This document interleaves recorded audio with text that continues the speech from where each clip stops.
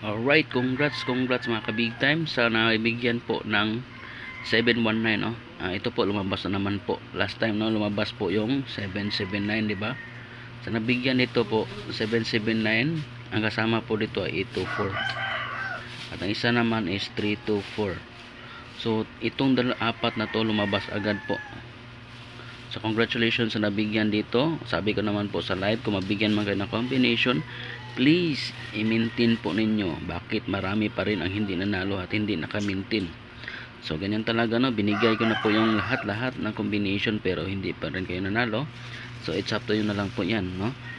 So ito ang pa-maintain ko ngayon, So sa mga nanalo at hindi nanalo, okay lang yan, bawi lang kayo mamaya, okay?